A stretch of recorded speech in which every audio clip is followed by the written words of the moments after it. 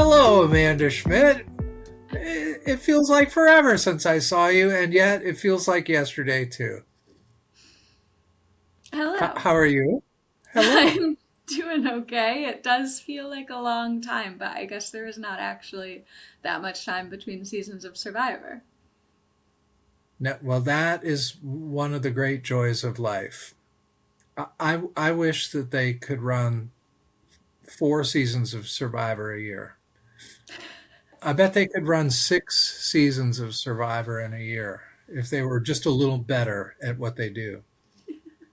Just, I don't know if I could take that much Survivor. Is that bad? That is bad. You're going to Exile Island for that. I think it was wrong though. I think I said it and then immediately realized that I have watched 6 seasons of Survivor in the last month. Last month, I watched 6 seasons of Survivor in the last week. Well, that's unhealthy. No, that's not true. That's not true. I have Um, been watching some key episodes. I'm pleasantly reminded about some of these players for the awesome, epic season 50. And let's not neglect to say welcome to the second season of Outwit Outlast with your co hosts, Amanda Schmidt and Jeffrey Schmidt. Child, parent, maybe that will come up as a motif for this season. It's so hard to predict what's going to emerge as a as a focal point. Okay, the first thing I want to say, and the thing that has struck me the most as I'm watching the cast for this season and as I'm reading interviews about the cast members, is that I think it's going to be a funny season. It would be easy to think it's going to be an intense season and they're all going to come in and it's going to be really competitive, and I believe that too, but like when you look at this cast, it's a really funny cast. Like they have the three funniest players from what must be one of the top five funniest seasons of Survivor in David versus Goliath. Natalie, can I have your jacket? Everything Christian said was hilarious, despite him also being like lovely and smart and strategic. Mike White, very funny. I think about him walking around with that glass of red wine, searching for the idol clue all the time. So I think we've got them. I think we've got all these sort of chaotic wild cards like Angelina, but also like Q and like Coach. I'm not sure Coach is trying to be funny, um, but I think he is, and I think that the way that other people interact with him is funny.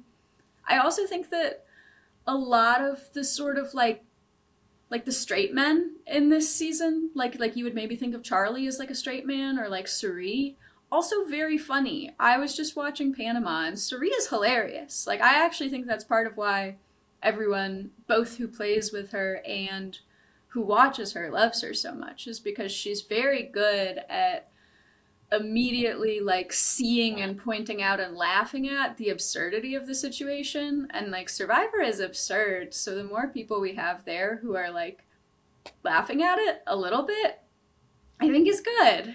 I agree completely, and I think that's one of the things I like the most about Suri. She's really she is really open to being delighted by the funny situations that they're in, and I was watching that season too, and I was thinking about the whole Black Widow Brigade and how unseriously she took that in important ways. Yeah. Yeah, I don't know. Now that you say that, I'm thinking about the cast, and I mean, I think Rizzo is sort of funny. I think Camilla is really hilarious. I think Dee is kind of funny. Um, Yeah. there are a lot of players that don't think of as particularly funny now that I'm really thinking about it. I mean, Coach is sort of a cartoon of a man, really, in some ways, but I have a feeling he's sort of knowing about himself by now I think in so. ways that are cool. I didn't see a lot of humor in. I don't know if like Emily or Joe or Jenna. Emily is funny. Is Um, Aubrey a funny person? I think in her own way, Aubrey is kind of funny too. But Emily, she's like up there for, she's so blunt. And like, I can think of a Yeah. couple clips from her. There's like a meme of her sitting with the wine glass too that is very Mike White. I think she's funny. Okay.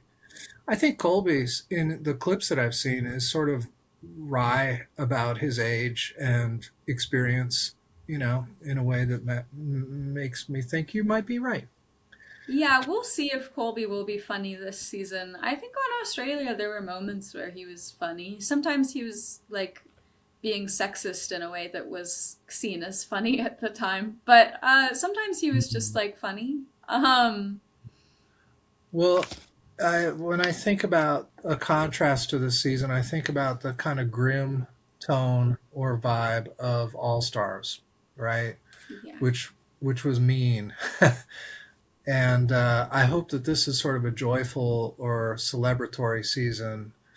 And they're bringing in enough goofy outside stuff that's new to this, to the whole Survivor machine, that I feel like the mood is going to stay light for a while. But you never know. There's plenty of drama that could be popping up too. Yeah, I mean, I don't think that funny and drama are at all mutually exclusive. Like, I think Good that point. the best seasons of Survivor balance both really well. Like Micronesia was really funny sometimes. Yeah, like Parvati and Sari were unserious, but they were also really strategic, and there was a lot of drama on that season too. And people took stuff personally. So I think that like you can very much have both. But I think that humor will be important given all the weird external stuff they're doing. Like, I think I'm actually way better with the existence of a Mr. Beast presence and like a Billie Eilish boomerang idol if we have people there like Suri who are gonna laugh at it and are gonna make fun of it. Oh, yeah, that's very true. You know who I think is the player that is the perfect mix of sincerity and humor is Christian. Yeah.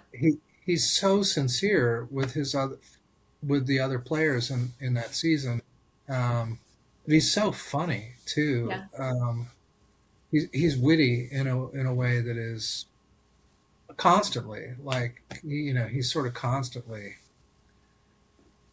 his brain is just so fast. He's one of those Yeah. fast funny people. I like that a And lot. he is such a good example that you don't have to be mean to be funny. Like, I feel like when you think of funny Survivor players, you maybe think a little bit of Tyson, and Tyson is very funny, but he was funny in such a mean way. Christian is like the Yeah. opposite of that, where he managed to be consistently so kind to everyone, and he took everyone so seriously, but he was still really funny. Like, his whole like what's the governmental structure of Slam Town conversation. Like, brilliant. I love it. Like his whole Yeah. 3 hour monologue to Jeff Probst. Like, yeah, I'm really excited to see him, and I really, really hope he lasts on this season. The last thing I wanted to say about humor is I was trying to decide if it's something that the producers were doing really intentionally. Like, because at first I was like, this is a lot of wild cards for one season. And you know what I was thinking is that I feel like the reality shows that are very successful right now, like Take the Traders, are pretty campy and don't take themselves very seriously and are pretty funny. And I think that Survivor, like, I love that Survivor takes itself really seriously sometimes. But I also think that, like, right now, like, reality TV that performs well is light and self aware and making fun of itself a little bit. And so I think the more that they're, like, aiming for funny casts, like, maybe they're kind of meeting that moment. Like, maybe that's something that they really were thinking intentionally about. I don't know. I would guess when you're casting a season like 50 with all of those former players that you would be looking for really good storytellers.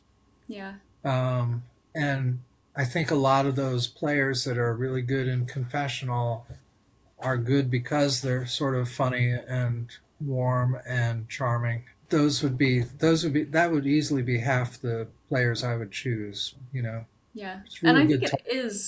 it is like right about half of this season I think of as like funny, you know? Yeah.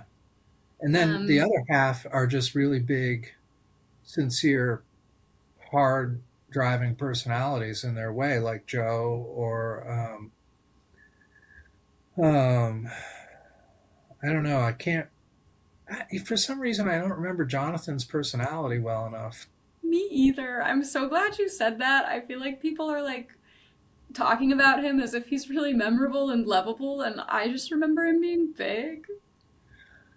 I remember him as being nice, Yeah. lovable, maybe, but mostly I remember his performance, which is probably maybe that's the episode I should go back and watch a little bit of Yeah, that I just season. remember him dragging his entire tribe through the water. Like, that's my memory of Jonathan. Yeah, I don't think Genevieve is going to be cracking a lot of jokes in confessional. No. I think Um, Genevieve is there to win. But I think that they're all capable of joy and humility, and um, I think there's a kind of because it's sort of a historical season in a way. Just being there is kind of a source of, I would think, gratitude. When you think about the process and all the little bits I've heard about the difficulties of casting and choices and stuff, I think if you wind up on this season, you got to be feeling pretty relaxed and happy. How many of these players do you think have a grudge or an axe to grind or a score to settle? that's a good question. And relaxed, I don't know if that's the word, because I think a lot of them in their interviews seem afraid and anxious, but excited. I agree with that. True. Right. No, and I think a lot of them are saying, like, especially the ones who have played together before, like, I'm excited to try to work with this person. Like, because a lot of them have played together but not really worked together, and they all seem pretty open to working together. I think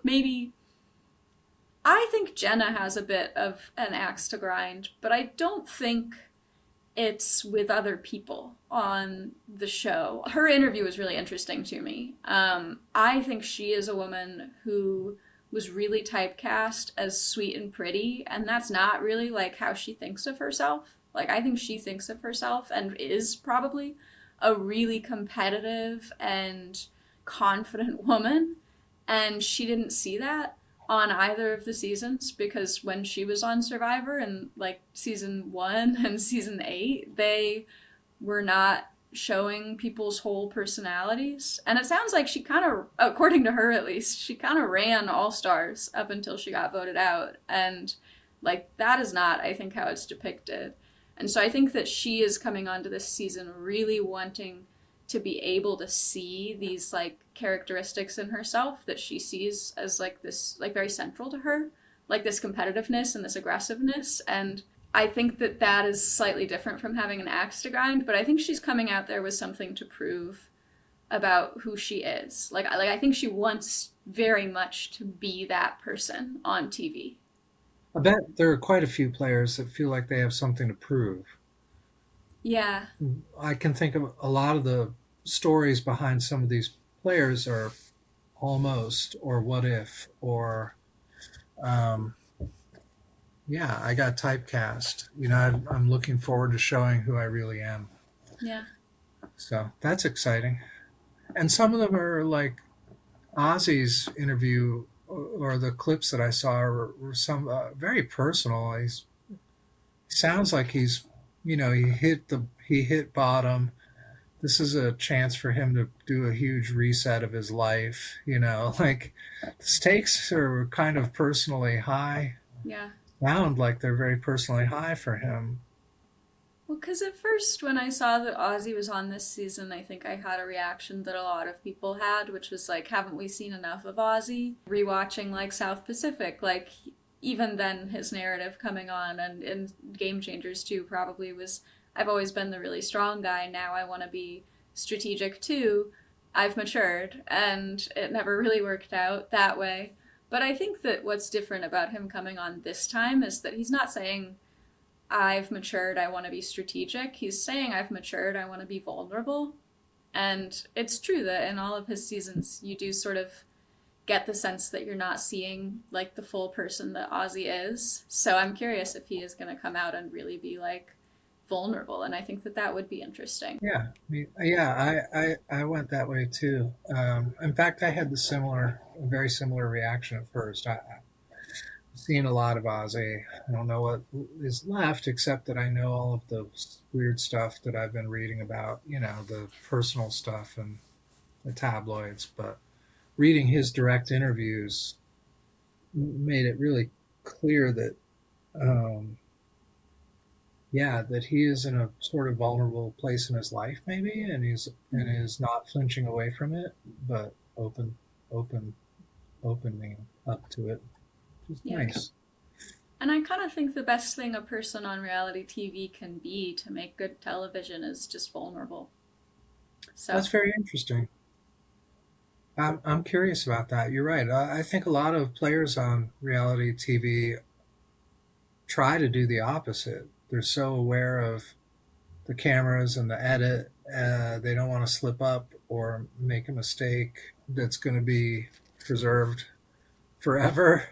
yeah, That they're cautious about fair. what they reveal about themselves, which would be very fair. Yeah, just to let it rip and be who you are and be vulnerable and unafraid seems to me like the hardest thing to do on a show like Survivor, I think. Yeah. Well, do you want to talk a little bit about the tribe selections?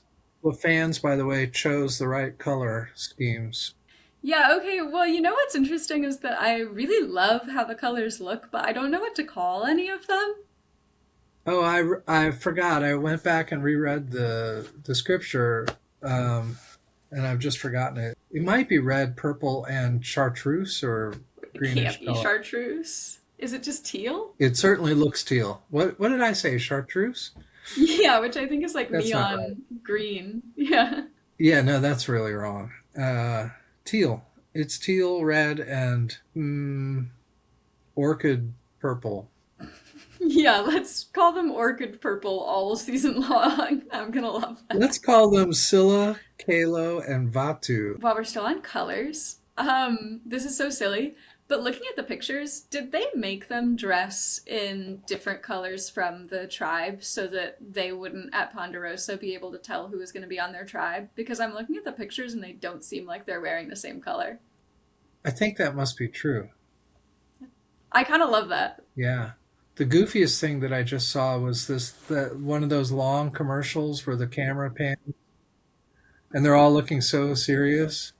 Yeah, they're doing a lot of drone shots. Yeah, the drone shots. Oh, maybe that'll be a little mood motif of the season. More drone shots. More drones. More drones, please. I can't wait for AI Jeff, in 20 years. Oh AI Jeff god. or hologram AI Jeff coming out. That'll be Yeah, great. we all think Survivor's gonna end when Jeff retires, but we haven't considered AI Jeff. No, and we haven't considered hologram AI Suri, who will be there for the 17th time. Almost And maybe won she'll win 16 other then. Yeah. times.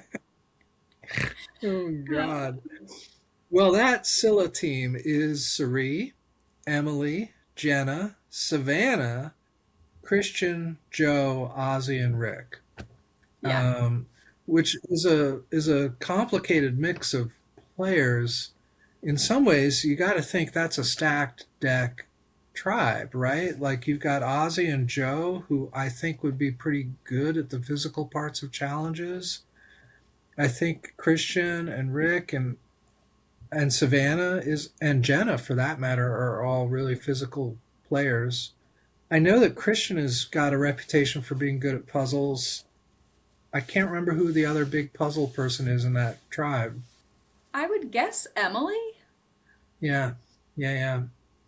So that seems like a very balanced and very strong tribe in a lot of different ways for challenges, Yeah. which I think is the best tribe to be on at the start. You want to win a lot of challenges and stay out of tribal.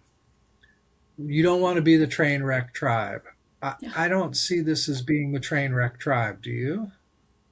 No.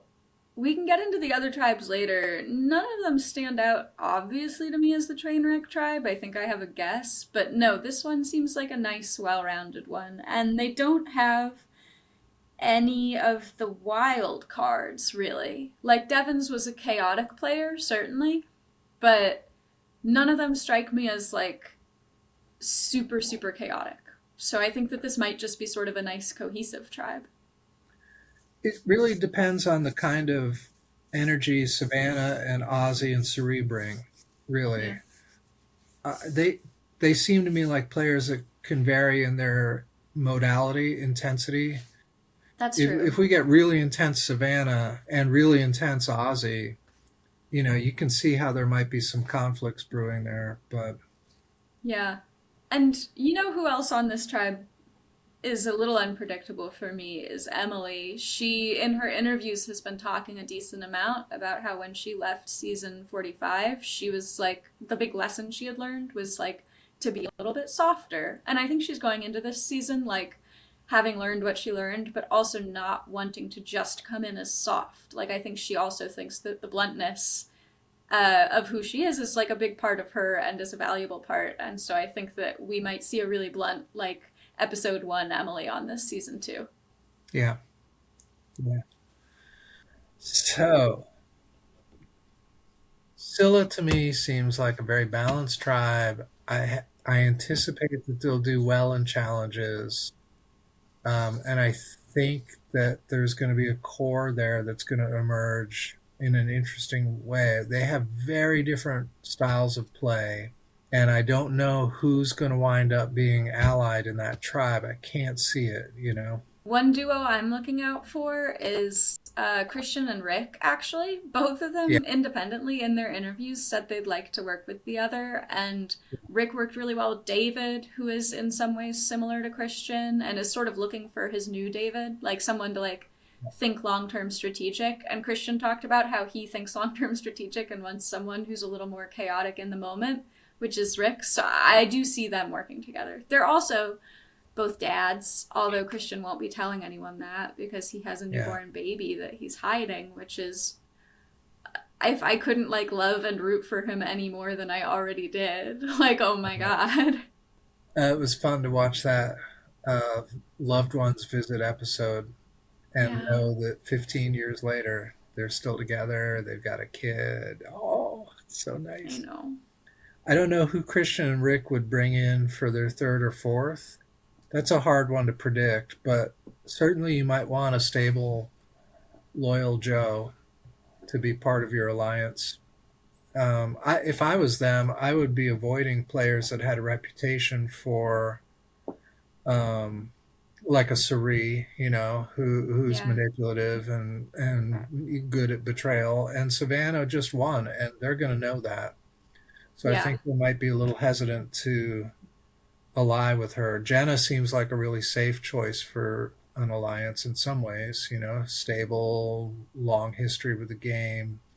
I don't know. I think she's often, you're right, misperceived. And that could be trouble for them. But yeah. And I can't tell how much they know about it. I do think in his interviews, Christian was counting Jenna as a force of like chaos and drama, actually. So, like, I think he's heard her recent interviews and knows that she's out here like, I want to be seen as aggressive and myself. yeah, So we'll see. I can imagine them working with Emily.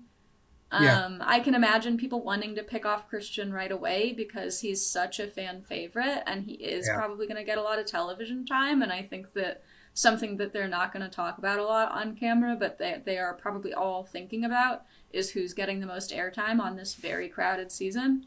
yeah, that's probably true. Hey, if you were the ninth player on that tribe, who would you vote out first? I mean, I think, and this is the thing about asking all of them who they want to work with, it must depend so much on the dynamics once you hit the beach. Like, I think who I would want to work with if I were on Survivor would depend so much on who seemed to be working with who else, and like where I could find a majority. But I think, like, it would be so tempting to say the people that I just love, like Christian and Suri, but I think Suri is so dangerous because she's just so charismatic. Like, I don't know. You need to work with someone, and they're all threats, which is part of what makes this season so interesting. Who would you work with? Who would I want to work with? Christian and Emily for sure, and Joe. I feel like that would be a solid four. Um, I feel like they wouldn't totally screw me over right away, like Yeah. whereas Jenna, Savannah, even Rick and Sari for sure. Ozzy seems to me like somebody that's going to be playing a solo game again. Like I don't know I where he's going to fit in. He is specifically wanting to play a social getting to know people game. So I can see him working well with Joe actually, cuz I think they're both sort of inherently loyal and sweet. That's true. That's true. That's true. And Devons is coming into this game, I think, also wanting to make closer bonds and to be a little bit like softer and more open. So I think that they might form like a male vulnerability alliance, which would be cute. Although I love the women on this tribe, so I don't want to discount them. I think if it were me, I would want someone who would be loyal to me, which would maybe be a Joe. I'd also want someone who could be put out in front of me as a strategic threat, which would maybe be Sari, would maybe be Christian. Yeah. So I'm sure they're all trying to figure out that math of like who's a threat I can put before me on my side, who's a threat that I can put out as like someone to vote out who's not me, you know? I have a tough time seeing Savannah bonding right away with any of these players in the way that she did on her other tribe. It's too bad. Like I Yeah. think if she was with a Genevieve or a Dee or a Chrissy or a Camilla, that she would pair up, pretty fast. But she's a pretty intense personality, and she's coming off of the grind and rush of winning a season. I have a feeling too, because they're going to know she won. She's just the easy vote out. I think they Yeah. could all unite around that. She's a great threat. She was a terrific player in so many different ways. I have a Yeah. feeling if I was the ninth player on that tribe, I would just try and put Savannah's name out there. I have a feeling though that this tribe is not going to be the first tribe to go to tribal council. Do you think that Kalo will go? That's Chrissy and Dee and Camilla and Tiffany, and then Charlie, Coach, Jonathan, and Mike. No, this is also a tribe that I think looks very strong to me. I know it has a couple of men who aren't seen as the strongest, but like Jonathan, I think could carry any tribe. And it's like three of the strongest women in Dee, Tiff, and Chrissy. I don't know. I think Yeah. this tribe might also not go to tribal council in my eyes, but it's hard to. I just. Has Jonathan ever gone to a pre merge tribal council? I don't know. They're strong. I can't imagine them getting into a lot of trouble. I can imagine a lot of conflicts bubbling up with Coach there. And Yes. I can totally imagine Mike and Charlie doing that thing that they do. They play the middle, they want to be a little bit invisible, they're steering a narrative away from them. They're probably stoking some drama. And I feel like that will be a tribe again, though, that I maybe they're just going to implode in challenges, but I don't see it as a likelihood. No, I both don't see them going to tribal council and can't really imagine what they would do if they did. Like, I agree, they have big personalities and none of them quite mesh to me. Like, Charlie and Tiff worked together on their season, I think more than was shown on camera, and could be an obvious duo, which might make them an obvious target. Camilla might also be an obvious target because Kyle is somewhere out there and so is Joe, and people are worried about that. But then, like, D, obvious target also. Coach, obvious target just because he's coach and he can be hard to work with. Like, I don't see them voting Jonathan out first, but anyone else on this tribe. I think even Mike A lot of people think Mike is going to stick around because everyone wants a cameo on the White Lotus. I actually think the opposite will happen. I think everybody's going to think everybody else wants a cameo on the White Lotus, and they will all kind of want Mike to go. Yeah. Also, it's the kind of tribe where somebody like Coach might really play that up. Like Mike White has everything, he doesn't need another $1 million. Let's get him out of here. I don't think Yeah. it'll happen that way, but But I can see um, it. I think a lot of them are going to be thinking about who deserves to be out there, which is not something that tends to affect strategy in current Survivor, but because it's like it was so hard for them to get onto this season, I bet they're all a little bit like I think that's another reason that people might be so eager to vote Savannah off. Like she's already won. She's really recent. Like she was just there. Like I can see a lot of them thinking like she doesn't really deserve to be here. Or at least I can see them like all finding that an easy narrative to tell each other to convince each other to vote someone who's not them out. So I think that I don't know if how much anyone's going to be making strategic decisions based on who deserves to be there, but I can see them thinking about it a little and maybe like using it as a selling point a little. yeah, yeah, I agree. You're right. It's very hard for me to figure out how this tribe would bond, where there would be alliances and where there would be fracture points. But um, I don't know. I feel like Dee and Chrissy are a good pair, like, um, Yeah. and would probably want to work together maybe. But Chrissy was smart about eliminating threats. Yeah, she was. And so is Camilla. Tiffany is a really underrated player who totally deserves this spot. She was strong. She told a good story. She had a hidden immunity idol. Q blew that up, Right. and that got her voted out. If that hadn't happened, I think she would have gone much deeper and become a real threat down the road. I feel like it was the chaos of Q that kind of blew up her game and her alliances in a way that you couldn't have. Yeah. You can't play against chaos, like Yeah. I don't know. That's an interesting strategy, but a really dangerous. I don't. I think only Demons like does that consciously. Like I think the other chaos players I can think of just are chaotic people. But Yeah, um, that's true. well, Um if you had to be the ninth player, who would you vote out first? I mean, this is a tough tribe because I think there are a lot of people you could argue for. I don't know, who would you vote out first on this tribe? I would want to vote out the person that I thought was the most dangerous in my tribe, or would be the most dangerous to me surviving to the merge, but also keep some shields around. So I feel like Dee is an extremely dangerous player and has a Yeah. reputation of being a very dangerous winner, Yeah. and she might go first. She is easy to rally around as someone to vote out, as like Yeah, the most dominant winner of the winners on yeah. this season. Another reason that I think D might go, and maybe this is crazy, but this tribe has a lot of second place finishers on it. Like Mike, Charlie, Chrissy, Well, and Coach, all second place finishers, and then Jonathan and Camilla went out at fire. So almost everyone on this tribe was like this close to winning. I can imagine them all sort of rallying around the idea of like, yeah, it couldn't hurt to get rid of someone who actually got that already. yeah. Who would you want to work with?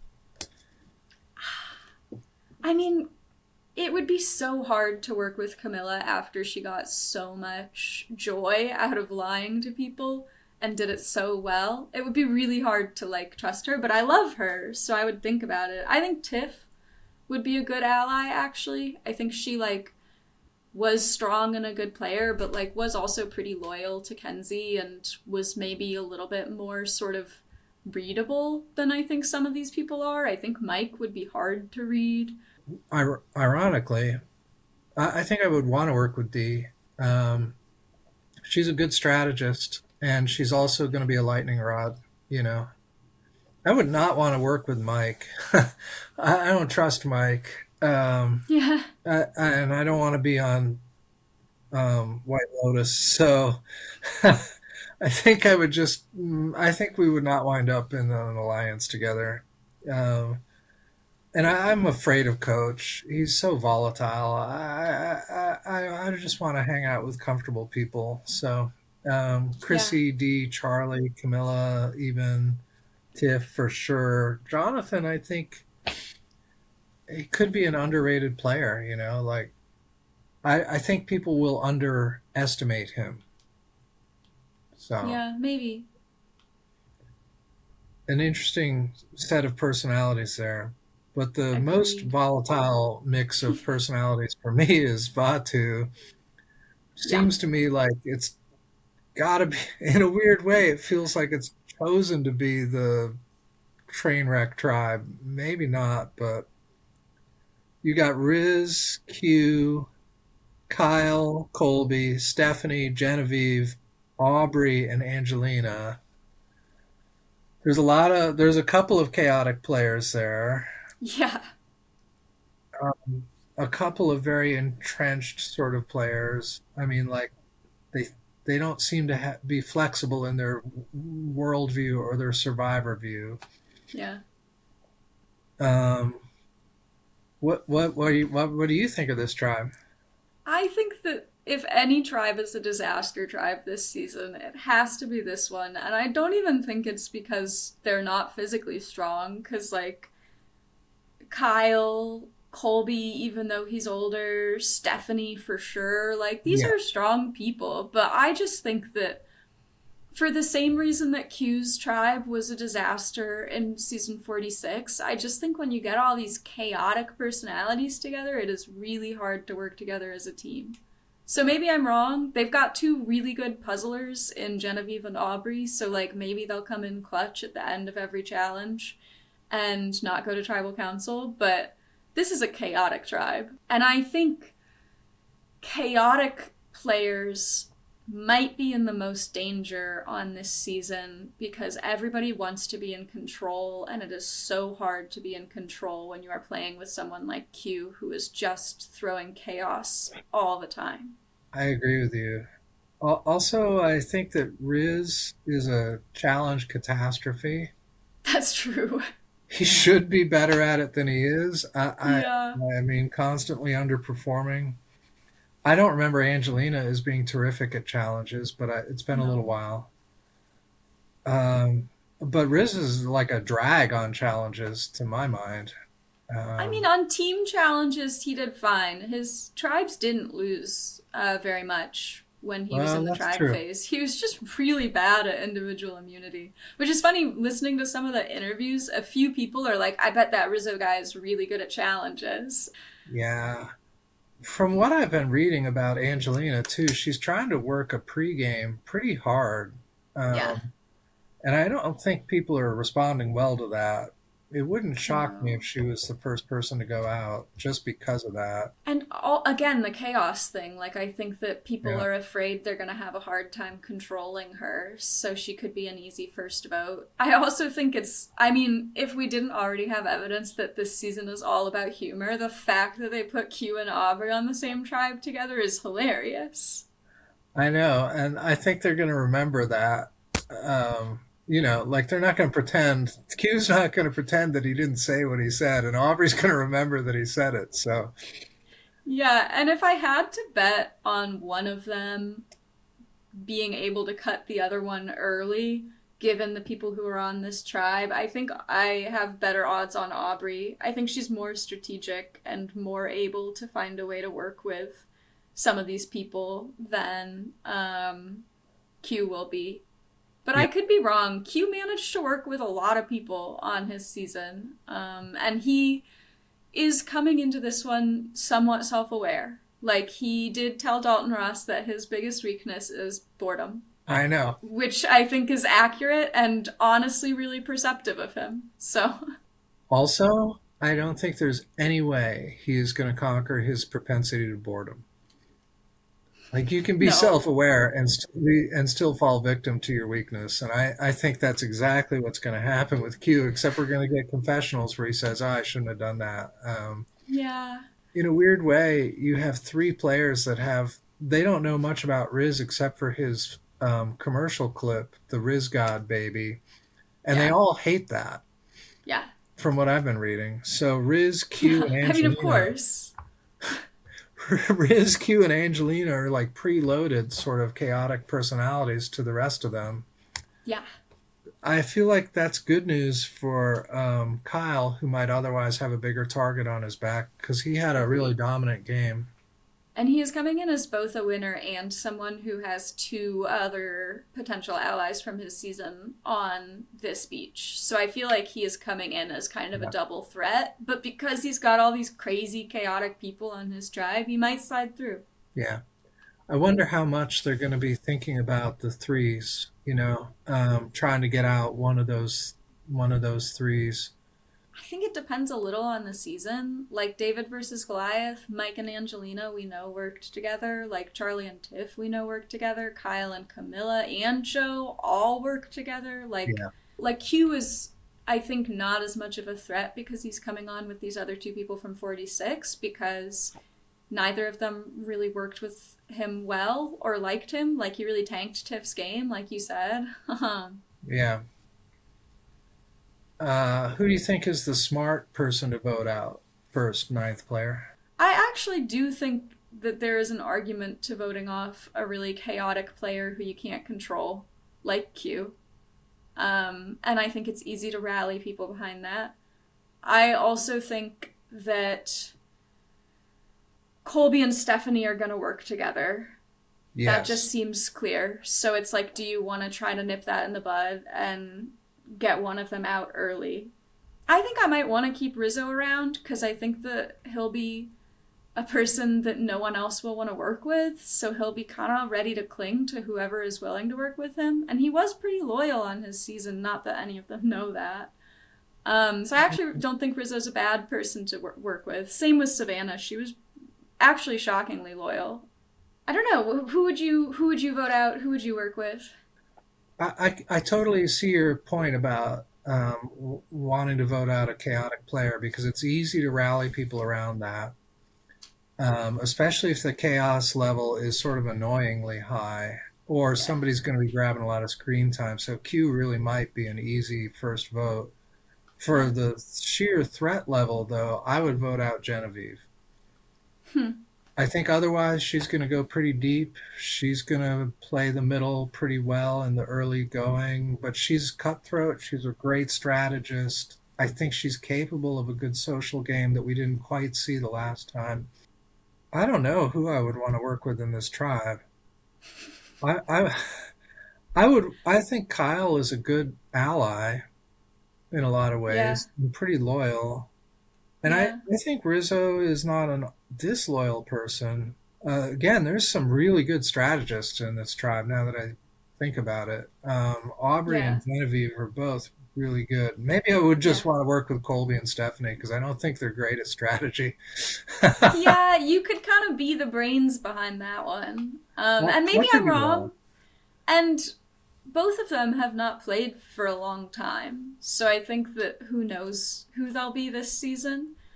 But they might Yeah, be an easy group to work with. And I do wonder if one of those strategic players will see that. Like Genevieve, I think, has a personality where she could really easily work with any of the old schoolers or the new schoolers. So I think maybe she will see that as an easy alliance to be part of. I do think, though, that nobody's going to be making the easy decisions this season, which is part of what makes it so hard to predict. Like, it's easy to vote out a chaos player, but I don't think they're here to make easy decisions. I don't think anyone wants them to make easy decisions. I think they all want to make good TV. yeah, So, yeah. So so it maybe might be dangerous to be someone like Aubrey or Genevieve, who everybody knows is smart and is not the top of anyone's radar.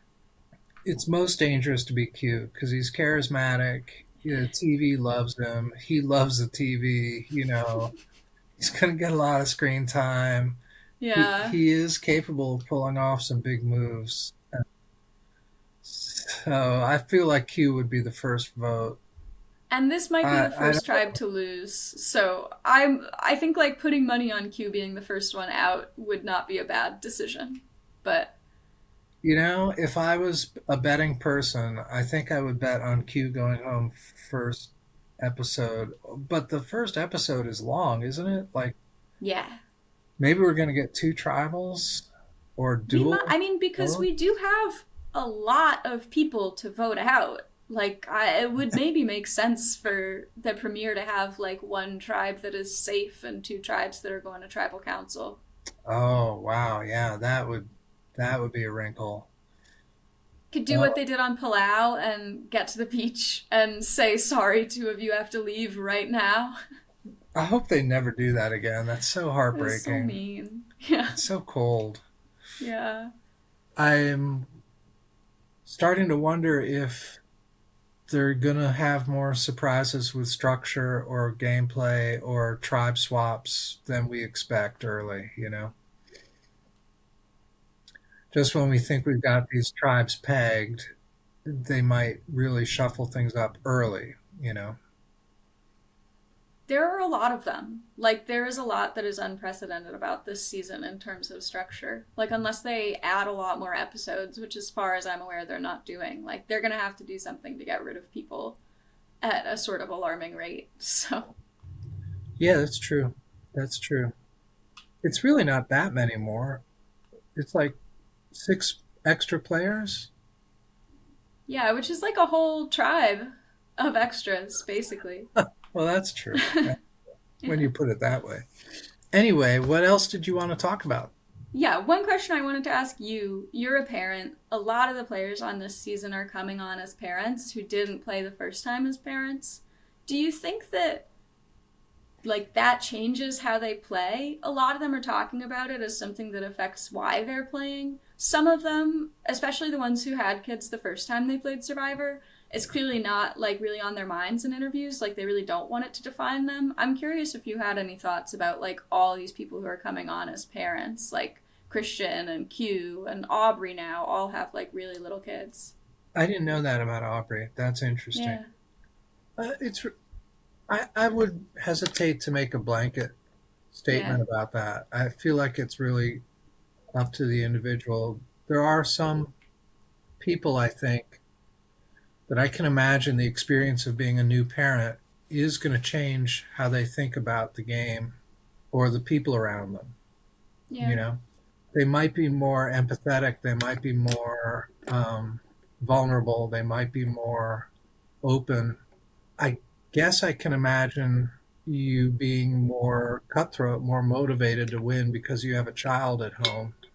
But these are all semi famous people. Yeah. I mean, I think I would be very curious to hear Angelina talking about the experience of being a parent. Aubrey, too. Christian is the only one I've really heard talk about that at any length. It sort of defined who Joe was in some ways Yeah. in his season, That's right? And it true. certainly and it certainly shaped the way that he responded to other people around him. And I think some people are just like that, where parenthood is going to inform how they interact with other people, and some people can silo that. Like Yeah. my parenting is here, but that's not who I am in the game. You know, Yeah. I don't know if I was a player and a parent, and the first time I played, I was without any children. I'm positive that the experience of being a parent would have changed how I thought about the game and approached it. I Yeah. hope in ways that reflected a, a better person. Because I think being a parent asks for and um, often is the catalyst for becoming a better person, a better Yeah. human being. Um, but so much of that is up to the player. No, Uh, and you're right that even if all of them are wanting to be a better person for their kids. They all interpret that in such different ways. Like just from Right. reading the interviews, you know, like Stephanie wants to show her kids that she's a badass. She has teenage kids. That might be part of why that's her focus. She wants to show them she's like cool and strong. Yeah. Whereas I think some of them have been talking Yeah. more about like playing the game as good people and showing the kid resilience, and like Aubrey talking about coming back after having such a bad performance her last time and getting kind of torn apart in the press, but she's coming back, and I think that part of that is showing that resilience to her kid, you know? So I think that, Yeah. and then some people do that thing where they're like, I want to be a better person how I play for my kid. I think Joe does that. But then some people with kids play much more like, I'll do anything to win the $1,000,000 for my kid. And so like you can really take it so many like it can really, I think, contribute to them playing much more cutthroat games or much kinder games. So yeah, I think you're right that it definitely, there's no like blanket statement that works for it. I'm curious about why Christian is keeping it a secret. I think he's right that people will take anything as a threat, and especially for Christian, who like his biggest threat factor is kind of, I mean, besides being strategic, is being really well loved. Like I think he is one of the most well loved players on this season. Having a tiny baby at home, I think he's the one with the youngest kid, maybe. I think that that adds so specifically to the fan favorite lovable threat. I think he's worried that people Yeah. will say, oh, how am I going to beat this guy with this tiny baby?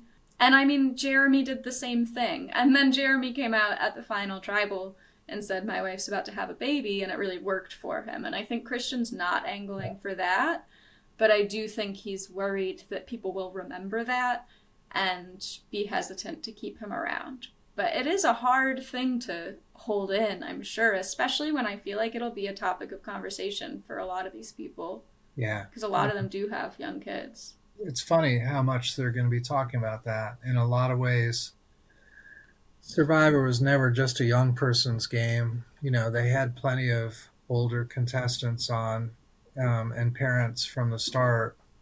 Um, but I don't remember seasons where they devoted a lot of camera time to those players talking about their kids or, you know, whatever. This must be one of the oldest seasons on average. Like even the players from the newer seasons, like Chrissy and Mike aren't from that long ago, but when they were on their original season, they were not young. Joe too. Joe, for sure. Yeah. Well, it's going to be fun. What were you going to say, the last thing?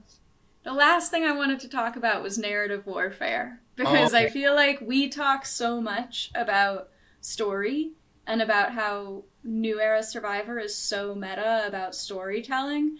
And I thought it was really fun that Christian in his interview was talking about weaponizing storytelling, which I think that Christian came from a great example of a season where it was very clear to see the narrative that was supposed to be told. And Mike White has always said, which I feel iffy about because it's a little bit of a sore loser thing to say, but I do believe it, that he's always said that he never pushed very hard in Final Tribal because he could so clearly see that the narrative of the season was for a David to beat a Goliath, and he didn't want to be the Goliath who beat the David. And so I think Christian learned a lot from that, and learned a lot from how Mike White used the like he's the ultimate David narrative to get Christian out. And I think Christian now is really wanting to find ways to paint narratives about the people who are around him that make them want to keep him. Yeah, that's very interesting because in the interview that I read with Christian, he said it's not as clear what the theme of the season is as it was in David and Goliath. Yeah. So you're going to have to sort of wait and look for that. But you're right also in thinking that it might have a lot to do with who deserves it, you know? Yeah. Like who's the most deserving person, and then you work against that, Yeah. maybe. You know? Like you Right? would just keep saying that person, Suri, you know, like she's Yes. come so close so often. If Sari is in the final three, she She wins. She wins. doesn't have to do anything. Right, because of the power of her deserving it this time finally, you know. Or yeah. like so many players that came so close but didn't Yeah. make it. Yeah, I think you. I have a feeling if somebody's really thinking about narrative warfare, that's the narrative to manipulate. Probably Yeah. there could be others like new era versus old era. I might really, if I was an old era player, old school player, try to push hard to get the new era players out. Yeah. And I have a feeling the new era players are going to be much more motivated to do that than the old school players to prove that they're the better survivor players, which everybody keeps disparaging the game and this new era stuff. Yeah. I'll bet they're hungry for it. I'm sure. I hope it doesn't turn into a winners at war where it's just new era versus old era and the old school players get picked off one by one though.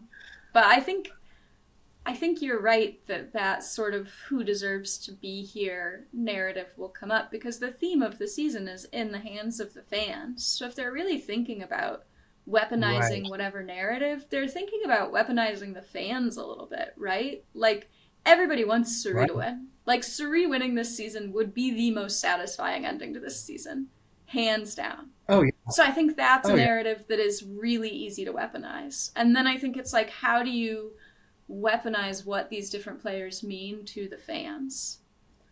yeah. It's interesting that yeah, I'm getting more and more interested in this season. Anyway, I am very interested in this narrative warfare and seeing who is thinking about it and up to it like Christian is. Somebody else has got to be thinking about it. Mike White is thinking about it. Yeah. I'll bet you there are quite a few other players that are. Hey, Amanda, this has been fun. I missed it, and I'm super excited about this 50 season celebration coming up, and I can't think of anybody I'd rather celebrate with than you. That sounds like something Geoff Probst would love to hear.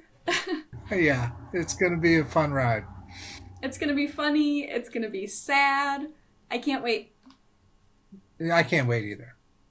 All right. Well, thanks everyone for joining us. We will have Yes. more thoughts for you to listen to in a short while. All right. Well, I love you. I Bye. love you. Bye.